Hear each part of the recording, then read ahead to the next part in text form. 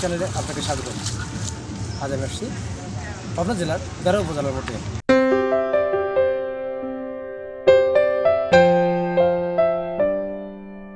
আমার পিছনে অবশ্যই খেয়াল করছেন যে অনেকগুলো নৌকা আছে। এখানে প্রতিটি নৌকাতে বস্তা আছে। এই বস্তাগুলোর মধ্যে শামুক আছে। ডিম বেশি পাওয়ার ক্ষেত্রে শামুকের গুরুত্বপূর্ণ ভূমিকা পালন করে। তাই শামুকের আর বিকল্প নেই। কেন শামুক খাওয়াবেন? হাঁসের প্রধান খাবার শামুক। সেই শামুক যদি খাওয়ান তাহলে হাঁস 90 থেকে 95% ডিম দিতে। এই জন্যেই বিভিন্ন মানুষ বিভিন্নভাবে শামুক ক্রয় করে থাকে। পক্ষান্তরে আমরা খেয়াল করলে বুঝতে পারি যে আমরা আবদ্ধ অবস্থায় এবং খোলা বিলের মাঝে যদি হাঁস পালন করে থাকে, সেক্ষেত্রে আমরা দেখতে পারি যে খোলা বিলে যে হাঁসগুলো পালন করে তাতে খামারিরা লাভবান হয় বেশি। কেন? কারণ খোলা বিলে হাঁসের যে প্রাকৃতিক খাবার শামুক বা অন্যান্য খাবারগুলো, সেই খাবারগুলো খায়, যার দরুন হাঁস ডিম অধিক মাত্রায় পারে এবং হাঁসের গ্রোথটা বেড়ে থাকে। পক্ষান্তরে আমরা যদি আবদ্ধ অবস্থায় হাঁস পালন করে দেখতে যাই, সেক্ষেত্রে খামারিরা লসের সম্মুখীন হয়। কেন? কারণ হচ্ছে ওখানে মূলত হাঁসের যে প্রাকৃতিক খাবার, সেই খাবারটা কিন্তু খায় না।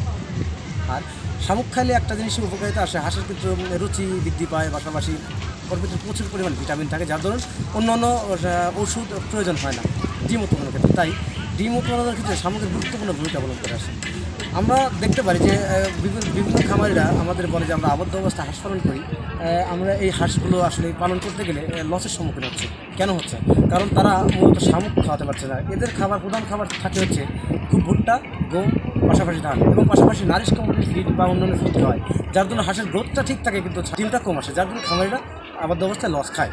তাই আমরা আবদ্ধ অবস্থায় হাঁস পালন করতে গেলে অবশ্যই আমরা কিছু টেকনিক অবলম্বন করবো, যে টেকনিকগুলো অবলম্বন করলে আমাদের হাঁস পালন করে বা খামারগুলো লাভবান হবে। আপনি খামার করছেন, অবশ্যই লাভবান হওয়ার জন্য খামার করছেন। আপনি হাঁসের খামার করে যদি লাভবান না হতে পারেন, তাহলে আপনি কেন খামার করবেন?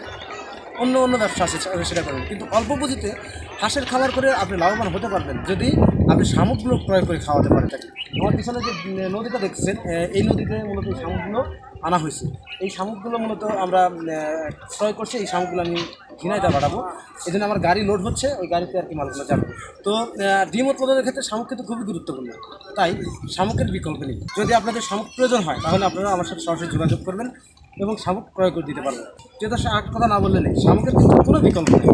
আপনারা এই শামুক যদি খাওয়ান, পাশাপাশি অন্যান্য খাবার কিন্তু আপনাদের প্রয়োজন হবে না। তাই শামুক খাওয়ান, হাঁসের ডিম বৃদ্ধ করুন, তাহলে আপনি লাভবান হতে পারবেন। তো আজ এ পর্যন্ত, দেখা হবে পরবর্তী ভিডিওতে। ততদিনে ভালো থাকেন, সুস্থ থাকেন। আল্লাহ হাফেজ।